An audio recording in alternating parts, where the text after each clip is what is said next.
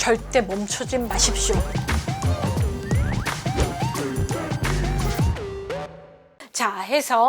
저는 해설은 이렇게 요구사항 확인 모듈부터 한번 살펴보도록 할게요.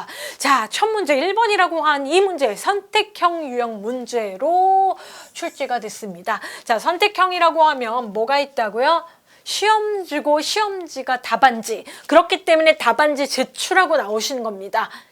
우리 필기도 CBT로 바뀌었기 때문에 여러분이 기억에 의해서 그 문제 출제됐는데 나 이렇게 풀었는데 라고 하실 수밖에 없는 상황이죠. 일단 시험지는 실기상 깔끔하게, 자, 연습란이 시험지 하단에 매면 있습니다. 매면 하단에 여기에 연습을 하시고 밑줄 그으시고, 시험지는 깔끔하게 여기에다가 별표 밑줄 가급적이면 안 하셔야 됩니다. 동그라미. 저는 해설을 위해서 빨간색, 파란색, 검은색 별표 그리겠지만 여러분은 시험지를 깔끔하게, 그래서 연습하라는 거예요. 검은 펜 드시고 볼펜 들고 가세요. 자, 이렇게 선택형 문제가 보기가 주어지는 상황이에요. 그리고 선택형 문제가 나왔을 때는 이렇게 뒷부분 보기에서 골라 쓰시오 또는 보기에서 골라 기호를 적으세요 라고 나옵니다. 자, 그럼 보기에 있는 기호만 적으시면 돼요. 가장 깔끔한 거. 자, 기호와 용어를 같이 적어도 좋아요. 용어만 적으시면 원래는 그렇죠? 채점하면 안 되죠. 자, 그런데 우리 공단은 여러분이 합격하는 거 적극 지원하고 있죠. 자, 이래도 되고 저래도 되고 이렇게 공부해 가지 마시고요. 보기 쓰러 그러면 보기 적고 나오시면 돼요. 검은 볼펜으로, 저는 빨간색으로 했지만, 자, 답란에 적으시면 됩니다. 자, 기사와 관련해서 선택형 문제와 관련해서는 최근 들어서 보기가 정말 이렇게 많이 나와요. 한 3-4개 나왔던 게 최근 들어선 기억부터 이응까지 나오고 있습니다. 이번 회차도 이응까지 나왔고요. 자, 이 보기와 관련해서는 관련된 범주의 용어가 나올 때도 있고, 그거와 관련해서 스펠링, 약어 스펠링 뭐 관계는 없는데 생뚱맞은 게 출제가 이렇게 보기를 구성하실 수 있다라는 거죠. 자, 그래서 차분히 문제 읽으시고 보시면 됩니다. 자, 해당 문제는 분석하실 때 객체제한과 관련된 설계 원칙 5가지 솔리드와 관련해서 출제가 됐었는데, 자, 원칙이 있고, 자, 다음 설명하는 것은 그 원칙 중 무엇이냐.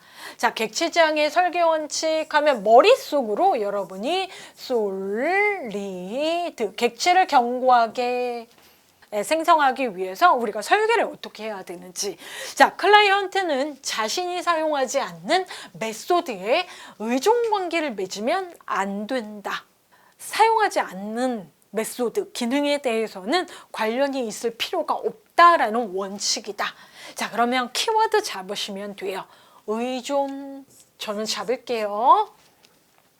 자, 인터페이스를 클라이언트에 특화되도록 분리 설계하는 원칙이다. 인터페이스 저는 키워드 잡고, 자, 분리도 키워드 잡을게요.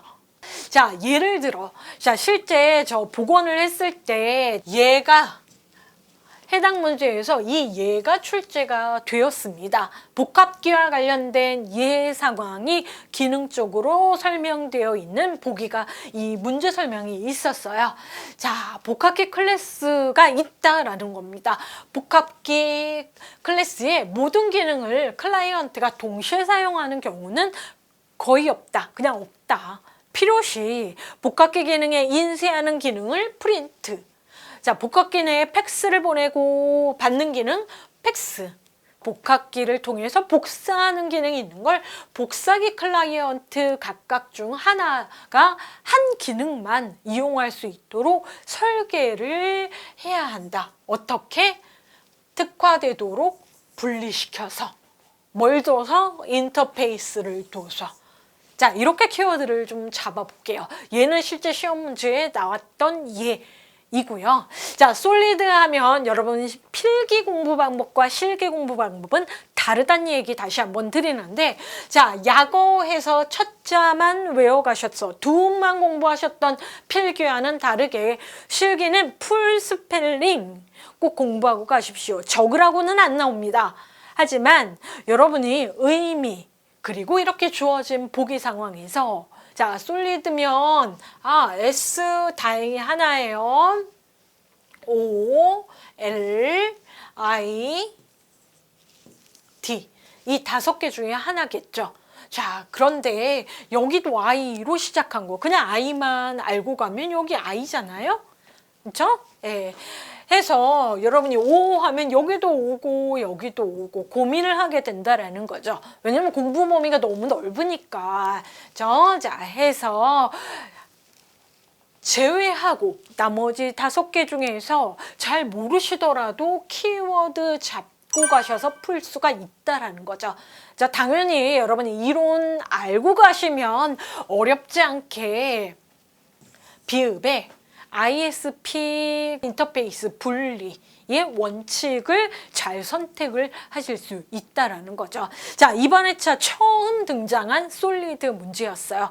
여러분은 비읍으로 간단하게 적으시고 나오시면 되고, 자, 이 문제의 의미는 뭡니까? 기출해서라는 의미는, 자, 다음 회차에 또는 그 다음 회차에 인접하게 이 솔리드와 관련해서는 하나를 묻는 문제 출제가 이미 되었으니 다음번에는 표모습으로 해서 한 2개 정도 직접 적으세요. 문제가 출제가 될 거라는 거죠. 단답형으로 뭐 SRP나 OCP와 관련해서 5개가 다 설명이 되지 않더라도 해당하는 용어 적으세요. 그런 유형의 문제가 앞으로 출제가 이 이후 될 거다라는 의미를 갖고 보시면 됩니다. 자, 그래도 우리 본 강의에서도 했지만 ISP 인터페이스 분리 원칙, 저는 인터페이스 키워드 잡고 분리 잡고 ISP에 대해서 풀을 수 있구나, 이런 팁을 알려드렸고, 개념적으로는 예를 바탕으로 한번 설명을 드려볼게요. 실제 여러 기능을 모은 클래스, 복합 클래스가 있습니다. 자, 복합 클래스의 주기능에 대한 설명만 있기 때문에, 자, 이렇게 프린트 메소드죠. 프린트 인쇄 기능, 팩스 기능, 복사 기능을 복합키가 가지고 있고, 자, 이 인터페이스 분리 원칙이 적용되기 이전의 설명과 관련해서는 클라이언트 입장에서 이야기를 하는 거예요. 클라이언트가 봤을 때 프린터 클라이언트가, 그리고 팩스 클라이언트가, 복사기 클라이언트가 각각 이렇게 복합계 클래스와 관련해서 상속관계를 맺고 있는 상황. 자, 이럴 때, 자, 이 복합계 클래스는 너무 많은 기능으로 규모가 커질 수 있어요.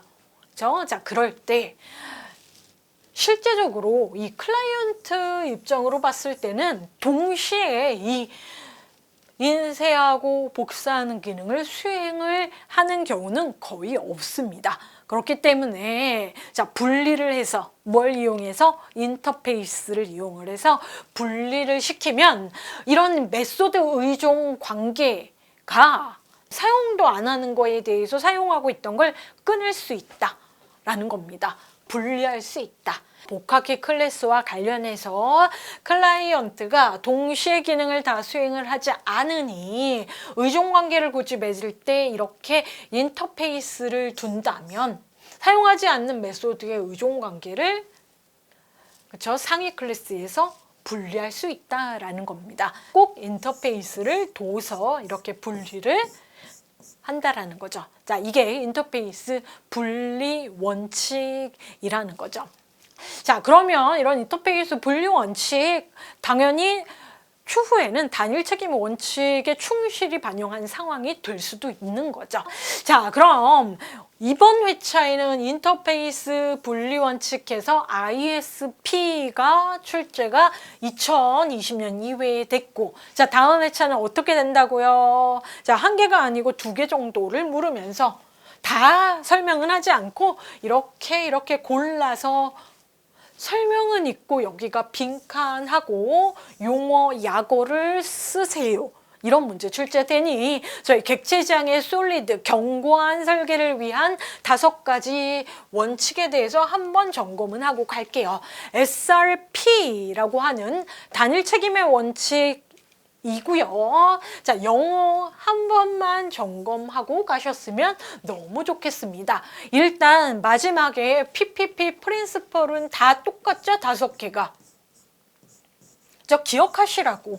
자, S 하면 단일, 심플입니다. 여러 기능이 아니고 한 기능에 충실하다 해서 모든 클래스는 단일 목적으로 생성되고 하나의 책임만 갖도록 설계해야 된다라는 거죠. 해서 단일 책임의 원칙이고요. 자, OC. 자, 영어 스펠링 O 오픈입니다. 자, 그래서 개방. 자, 개방, 오픈의 반대, closed. 자, close라고만 하셔도 돼요. 풀스펠링 문제가 출제되는 건 아니고. 열었다 닫았다의 원칙은 소프트웨어 구성 요소는 확장에 대해서는 개방적이어야 돼요. 네, 그런데 수정에 대해서는 함부로 기존 기능을 갖다가 손상시키지 않도록 해야 되기 때문에 폐쇄적이어야 된다. 이런 추가되는 기능이 기존 기능에 영향을 미치지 않아야 된다. 이런 거고요. 자, LSFP라고 하면 좀 어렵죠. 리스코프 치안의 원칙. 해서 부모 클래스가 들어갈 자리에 자식 클래스가 치환, 대체해도 오케이. 괜찮아야 된다. 해서 리스코프 치안의 원칙. 자, 이번에 출제된 인터페이스 분리의 원칙 설명으로 우리 살펴봤고요. 자, DI. 자, 해서 의존 관계. 자, 일반적으로 기존의 설계에 있었던 의존 관계가 있어요. 그런데 그 일반적인 관계를 역전시킨다. 의존 관계 역전의 원칙이라고 이야기하고, 자, 의존 관계는 변하기 쉽고 변화 빈도가 높은 것보단 변하기는 좀 어렵고 변화 빈도가 낮은 것, 그러니까 추상 클래스에 집중해서 설계가 이루어져야 된다. 추상화에 집중해야 된다. 그 얘기를 하는 건데요. 의존을 해야 된다. 라고 해서 그러니까 정확하게 용어가 만들어진 건 기존에 일반적으로는 의존관계 했었던 걸 역전을 한 거, 추상화에 좀 더 집중하자라는 거.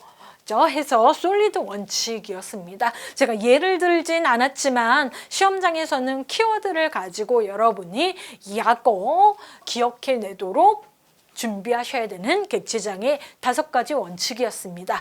자, 이번 역시 마찬가지로 선택형 문제예요.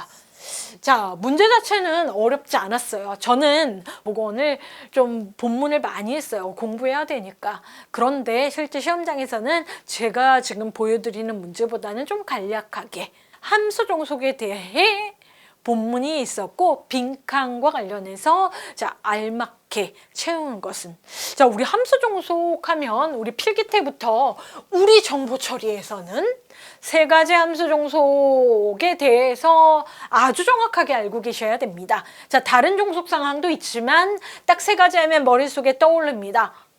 부분 함수 종속, 완전 함수 종속, 이행적 함수 종속. 뭐 순서적으로도 여러분이 부분함수, 완전함수 이렇게 공부하신 분도 있고 완전함수, 부분함수 이렇게 공부하셔서 약어를 외우신 분들도 계시겠죠. 자, 그럼 시험장에 가서는 집중하셔야 된다라는 거죠. 게다가 이렇게 3개에 대한 설명을 간략하게 하면 되는데 이번에는 상황 설명이 나왔고 자, 보기 봅니다. 자, 역시 마찬가지로 기억부터 이응까지 좀 보기가 많이 나왔어요. 관련 없는 용어들도 나왔습니다. 근데 영어로 나왔어요. 부분, 완전, 이행이라는 키워드가 나왔으면 얼마나 좋겠어요. 근데 기사의 경우에는 선택형 문제에 이렇게 영어로 나온다. 영어 스펠링을 암기는 안 하셔도 한번 읽고 가시라는 얘기가, 확인하고 가시라는 얘기가 이런 상황입니다. 자, 눈에 들어오는 건 완전 부분, 이행 해서 부분, 그리고 자, 이행적. 나머지는 실제로 함수 종속이 아닌 상황, 뭐 정규어 용어도 나오고 실제로 뭐 행렬과 관련된 뭐 인접, 그렇죠? 행렬 뭐 이렇게 나오는 영어 단어를 섞어놨는데 여러분이 충분히 시험장에서 긴장하시면 헷갈리실 수 있다. 자, 첫 번째 이상과 함께 관계형 데이터베이스에서 고려해야 할 것 중 하나가 함수 종속입니다.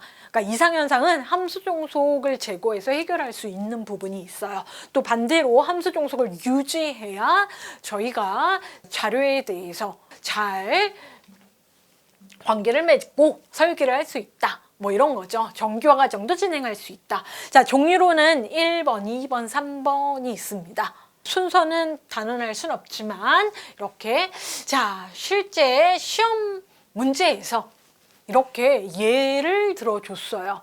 그리고 그 예와 관련해서 문장 내에서 여러분이 단순한 정의 있는 부분을 집중을 하셨다면 보실 수 있다라는 거죠. 자, 그럼 예를 한번 볼게요. 고객번호, 제품번호, 제품명 상상을 하는 거예요. 릴레이션, 테이블. 고객번호, 제품번호, 제품명, 주문량으로 구성된 자 릴레이션 테이블. 고객 주문 테이블이 존재해요. 그런데 거기에 열, 컬럼, 속성이 저렇게 있다. 자, 고객 주문 테이블에서는 이 속성 중에서 고객 번호와 제품 번호가 두 개가 이렇게 묶이고 기본 키라고 되어 있다라는 겁니다. 자, 기본 키이고 다음과 같은 함수 종속 관계가 존재한다.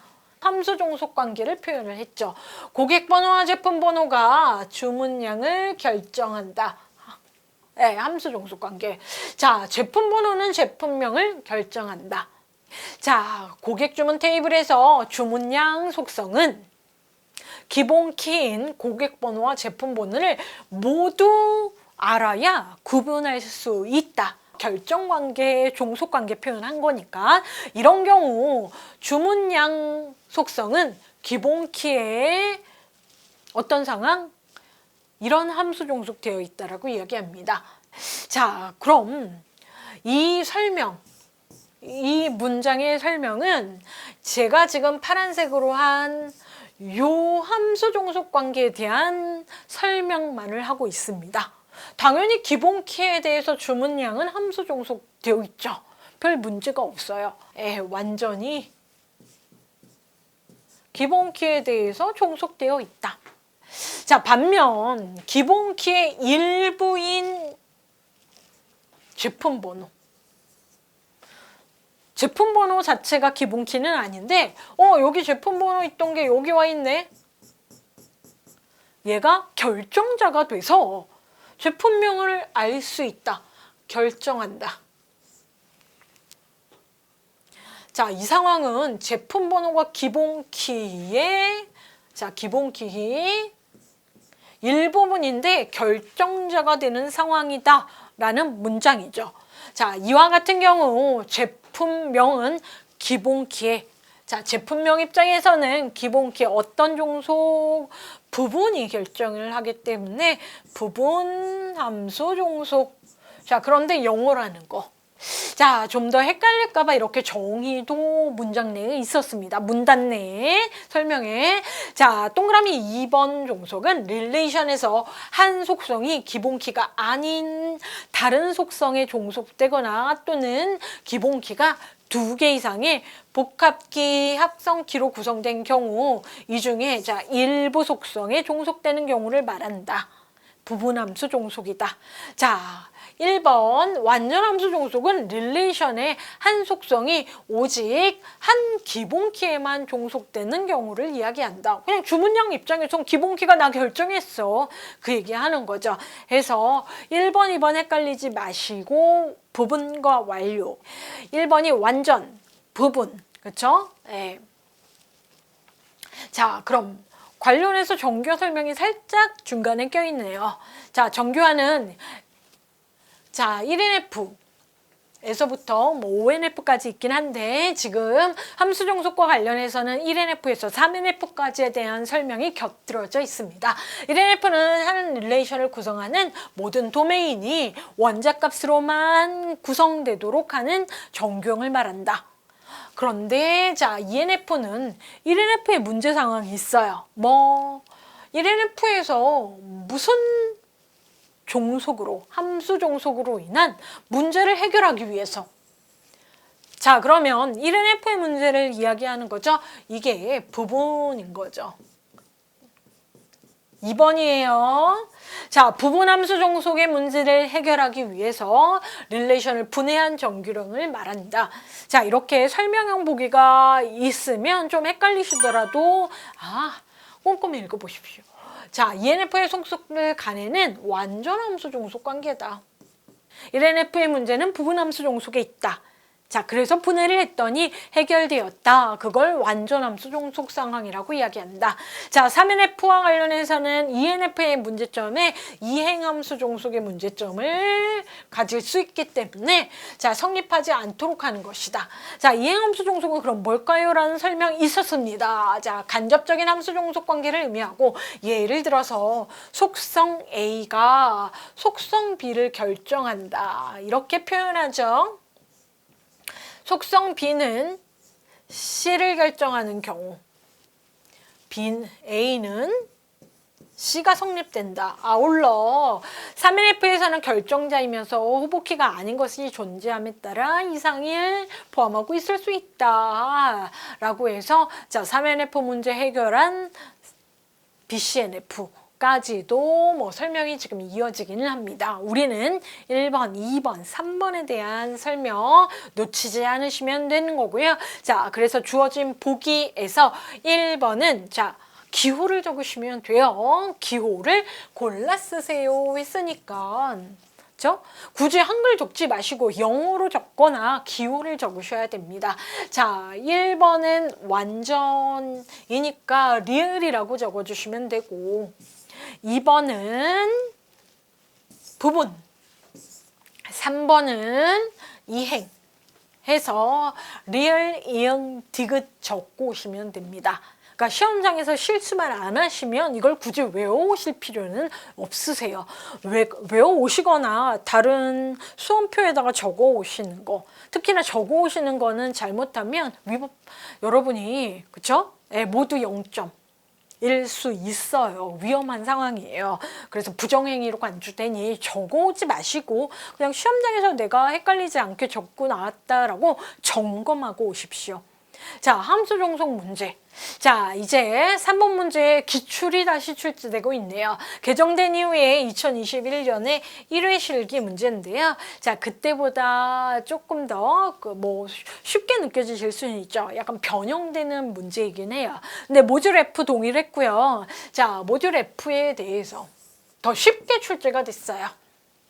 자, 모듈은 자 4번 서버 프로그램 구현 쪽에 5점. 이 문제는 반드시 맞으셔야 되는 거죠. 기출 공부하고 가셨으니까요. 패닝과 펜아웃을 쓰시오. 펜인 하고 하면 자, 우리의 시선은 F의 상위 모듈에 집중하시면 되고 자, 펜아웃 하면 하위 모듈 나가는 거야. F 입장에선 들어오는 거야. 나가는 거야. 하위 모듈로. 자, 이렇게 계층화해서 구조의 복잡도를, 모듈의 복잡도를 표현한 그림, 프로그램 구조도가 있고요. 자, 그 중에 F 모듈 여기 있네요. 자, F 모듈에 펜인 하면 하나, 둘, 셋, 상위 모듈 몇 개? 3개. 자, F의 하위 펜 아웃 하면 2개. 혹시라도 펜 인, 펜 아웃 위치가 바뀔 수 있으니 그런 것만 주의하시면 되고요. 굳이 정의로 우리가 정리하고 가신다면 주어진 한 모듈을 자, 제어의 복잡도이기 때문에 펜 인이라는 걸 이 모듈을 제어하는 그죠? 이 모듈이 제어가 되는 상위 모듈의 수를 이야기하는 걸 펜인이라고 정의를 내릴 수 있고요. 펜아웃은 어떤 모듈이 있을 때 모듈마다 있으니까 이 모듈 자체가 자, 하위 모듈을 제어하는 그쵸? 네, 하위 모듈의 개수를 이야기합니다. 해서 3이라고만 적으시면 돼요. 자, 기출문제 4번은 테스트 쪽 문제입니다. 이번 회차 테스트 문제는 난이도가 낮았기 때문에 여러분이 알파, 베타 필기에서부터 아주 기본이 되는 인수 테스트 쪽 종류였기 때문에 어렵지 않게 설명에 대해서 이렇게 구분형으로 세부 문항이 있는 걸 맞고 나오셨을 수 있어요. 혹시 틀리셨다면 실수. 자, 5점인데 빈칸이 몇 개예요? 2개. 부분 점수 있습니다. 2.5점, 2.5점은 아니고요. 3점, 2점. 네. 자, 영어로 적으세요. 뭐 이렇게 한글로 적으세요. 내용이 있지 않으면 한글로 적으시는 걸 저는 권해드립니다. 외래어일 경우 알파 하다가 스펠링 틀리면 안 되니까요. 자, 인수 테스트 중에 알파 테스트와 베타 테스트에 대한 설명인데, 자, 키워드는 어디서? 개발사 내에서, 그러니까 개발자의 참관 하에라는 게 키워드고요. 자, 1번 테스트는 개발사 내에서 개발한 회사의 개발자와 관련된 사람들 앞에서 하는 테스트인데, 그럼 개발자 관점에서 수행이 되는 거겠죠. 개발자는 사용상의 문제를 기록하여 반영하도록 하는 테스트다. 알파 테스트 얘기하고요. 자, 베타는 여러분한테 친근한 테스트죠. 선정된 다수의 사용자가 어디에서 사용 환경 자체에서 일정한 시간, 그렇죠? 기간 사용하면서 테스트 하는 거고요. 문제점이나 개선사항 등을 기록하고 개발 조직에 알려줘야 되겠죠. 통보하여 반영되는 테스트다 해서 알파, 베타 적으시면 되고요. 이렇게 또는이라고 적지 마세요. 뭐 알파 기호나 베타 기호 적어도 맞다고는 했던 걸로 채점이 이루어지는 건 알고 있는데, 자, 알파, 베타라고 적어주시면 되시는 겁니다. 자, 5번 문제 선택형 문제예요. 테스트 2문제 나왔는데 한 문제는 알파, 베타, 뭐 난이도 어렵지 않았네 이렇게 느끼실 수 있죠. 자, 근데 이제 선택형 문제. 이번 회차 문제는 좀 어려운 것 같은데 그래도 보기가 주어졌으니까 좀 풀어도 되지 않을까라고 용기를 내주시면 좋을 것 같습니다. 자, 그러니까 이게 공부의 완성도예요. 그러니까 공부 길게 하고 오셨죠. 필기보단 기사가 그래도 여러분이 시험 공부를 좀 더 오래 하셨을 거니까 마무리는 이렇게까지. 자, 보시면 테스트 종류에 대한 설명이에요. 소프트웨어 변경 또는 수정된 코드. 테스트를 해서 문제가 돼서 변경도 하고 수정까지도 됐어요. 근데 다시 그렇게 수정된 코드를 대상으로 기존 결합을 고쳤는데 또 다른 결합이 있는 거 아니야? 라고 재확인하는 테스트다. 자, 오류를 제거한 수정 변경 모듈에 대해서 이미 결합에 대해서 확인하고 수정까지 했는데 확정된 테스트가 끝나면 새로운 오류를 확인하기 위해서 이미 테스트했던 부분을 다시 테스트하는 반복 테스트라고도 이야기합니다. 왜냐하면 다른 종류의 결함이 있을 수 있으니까 수정한 것과는 다른. 자, 한 모듈의 수정이 다른 부분에 미치는 영향을 최소화하기 위해서 필요한 테스트라고 해서 설명에 대해서는 하나만 아니고 그렇죠? 또 다른 설명이 존재하니 첫 설명으로 이해가 안 되시면 다음 설명까지도 보시면 되고요. 자, 보시면 알겠지만 자, 테스트의 종류를 영어로 표현을 했어요. 자, 이 중에 회귀 테스트, 자, 반복 테스트, 반복이라고 나와 있는 거 보이시죠? 다시 거길로 회귀, 돌아가는 거야 라는 테스트라는 거죠. 해서 비읍의 리그레이션 테스트. 보기만 적으시면 돼요. 거기에 테스트라고 적지 않으셔도 되고, 자, 목적에 따른 테스트 분류를 해서 이 부분이 보기에 예로 등장을 했는데, 여러분 우리가 필기 때는 이렇게 성능 회복, 구조 회귀, 안전 강도 병위 이렇게 한글로만 공부하고 가셨어도 문제가 없었어요. 근데 우리 기사기 때문에 영어 선택형 문제 대비하셔야 된다라는 거죠. 자, 스펠링을 꼭 외우라는 게 아니고 어떻게요? 그래도 한번 따라서 읽어보시거나 따라서 보시거나 기억 정도, 확인 정도는 하셔야 된다는 거죠. 퍼포먼스 해서 성능 뭐 이렇게 대응 정도만 하시면 돼요. 자, 소프트웨어의 응답 시간, 처리량 등을 테스트하는 거죠. 테스트하는 기법, 테스트한다. 회복. 리커버리. 소프트웨어의 고의로 부하를 가해서 실패하도록 유도를 해요. 그리고 올바르게 복구가 잘 되는지, 회복이 잘 되는지, 그죠? 복구, 회복 키워드 잡으시고, 자, 구조 스트럭처이죠. 소프트웨어 내부의 논리적인 경로, 소프트웨어의 복잡도를 평가하는 거고요. 자, 이번 회차에 회귀 테스트 나와 있는데요. 영어 확인하시고 리그레션 확인하시고 변경 또는 수정된 코드의 새로운 결함 있는지 없는지, 자, 어떻게 해요? 변경된 코드에 회귀해서 돌아가서 테스트하는 거, 안전 불법적인 침입으로 잘 보호할 수 있는지, 안전한지, security. 자, 스트레스 강도라고 이야기하는데 과도하게 부하를 가해도 소프트웨어가 정상적으로 실행하는지 강도 테스트합니다. 자, 병행 테스트. 자, 변경된 거와 기존 테스트 같은 데이터 입력해서 비교. 그러니까 병행이라는 건 두 개가 진행하는 걸 이야기하는 거죠.